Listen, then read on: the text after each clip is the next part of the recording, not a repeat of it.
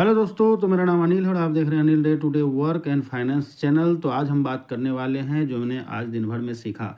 तो सबसे पहली बात बता दूं कि आज दिन था फ्राइडे। अब फ्राइडे को अक्सर यही होता है कि जब मार्केट ओपन ऊपर होती है तो दिन भर ऊपर चलती है और जब मार्केट नीचे ओपन होती है तो लगभग नीचे ही जाती है। लेकिन आज का दिन में इतना नीचे ओपन हुआ था कि मार्केट कवर करते करते भी 100 पॉइंट नीचे ही क्लोजिंग हुआ। आप देख सकते हैं कि चार्ट जो बना है लगभग ऊपर की तरफ ही बना है, लेकिन जो क्लोजिंग हुई है लगभग रेड में हुआ है, यानी कि 25,320, लगभग 98, यानी कि 100 पॉइंट नीचे की ही क्लोजिंग हुई है। इसकी दिन भर की चर्चा करें तो आज जो हम चर्चा करने वाले हैं इस पर, तो दिन भर की चर्चा में प्रीवियस क्लोजिंग 25,418, जबकि आज ओपनिंग हुआ 25,247, जो लो लगाया है 25,213 और हाई लगाया है 25,370 का, यानी कि पिछले डे से नीचे और क्लोजिंग भी लगभग नीचे ही हुआ है, 100 पॉइंट नीचे। तो मैंने शुक्रवार को यही देखा है, जो मार्केट नीचे या ऊपर का क्लोजिंग होता है या तो बहुत अच्छा क्लोजिंग हो जाती है या तो बुरा हो जाती है। लेकिन ये थोड़ा कोशिश यानी कि मीडियम में ही गया है। इसका कारण ये है कि बजट 1 तारीख को यानी कि 1 फरवरी को आने वाला है और संडे दिन में भी मार्केट खुले रहने वाली है, इसलिए मैं आज जो भी ज्ञान किया उसके हिसाब से मैंने बात किया। दूसरी बात हम करने वाले हैं इक्विटास स्मॉल फाइनेंस के बारे में। तो इक्विटास स्मॉल फाइनेंस बैंक में 29 तारीख यानी कि कल जो है इसका रिजल्ट आया। तो आज की सिचुएशन कुछ ऐसी रही कि गैप डाउन हुई, उसके बाद इसने धीरे धीरे ऊपर गया, उसके बाद रेंज बाउंड और अपर साइड में ही क्लोज हुआ है। और इसमें अगर हम चर्चा करेंगे इसकी जो आज का जो वॉल्यूम रहा है वो कुछ इस प्रकार रहा है। जो प्रीवियस क्लोजिंग था वो लगभग 69 रुपये 62 पैसे का था, जो ओपनिंग हुई 69 रुपये पे, और जो हाई लगाया लो लगाया था 67 रुपये 71 पैसे, हाई लगाया 70 रुपये 95 पैसे, और वॉल्यूम लगभग 39,25,292 का रहा है। तो कहने का मतलब ये कुछ सही रहा है। उसके बाद डेली चार्ट की बात करें तो डेली चार्ट में अभी ये रेंज बाउंड ही है, तो अब इसमें कुछ कहा नहीं जा सकता। रिजल्ट ठीक ठाक था, लेकिन अब क्या करेगा ये देखने वाली बात होगी।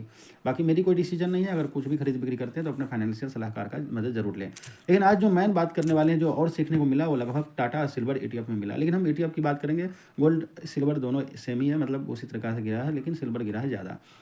तो इसमें हम सिल्वर अब जो बात करने वाले हैं, हम बात करने वाले हैं निप्पॉन सिल्वर के बारे में। निप्पॉन जो लगभग निप्पॉन सिल्वर के ही चर्चा करेंगे इसमें। तो निप्पॉन सिल्वर में हम अगर जाते हैं तो उसका चार्ट देख के पता करते हैं। तो सिल्वर में हम निप्पॉन सिल्वर को ओपन कर लिए हैं, जिसका नाम है निप्पॉन इंडिया सिल्वर ETF। तो आज इसकी जो क्लोजिंग हुई है लगभग 286 रुपये पे हुई है, और लगभग 65 रुपये यानी कि 18.59, यानी कि 19% नीचे की क्लोजिंग हुई है। ओपनिंग नीचे हुई थी मीडियम में, फिर हाई बनाया, फिर जाके नीचे आया और इसका लो तोड़ा, उसके बाद ये नीचे चला गया।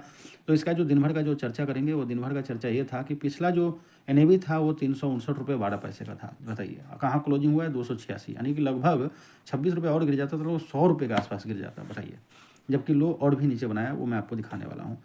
तो इसका जो प्रीवियस जो क्लोजिंग था वो लगभग 352 पे था, यानी कि लगभग 7 रुपये नीचे ही क्लोजिंग हुआ था। लेकिन हुआ क्या, आज ओपनिंग हुआ 329 पे, और जो लो लगाया 277 का लगाया। बताइए 277, सिर्फ 17 रुपये रह गया था भाई साहब 100 रुपये गिरने में, यानी कि 83 रुपये की गिरावट।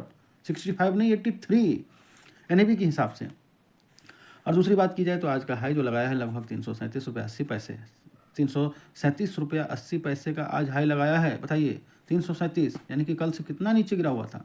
अब वॉल्यूम की बात की जाए तो 39,16,28,95 शेयर का वॉल्यूम रहा है। वॉल्यूम भी गजब रहा है, लेकिन अब क्या कारण से क्यों गिरा ये तो मुझे पता नहीं।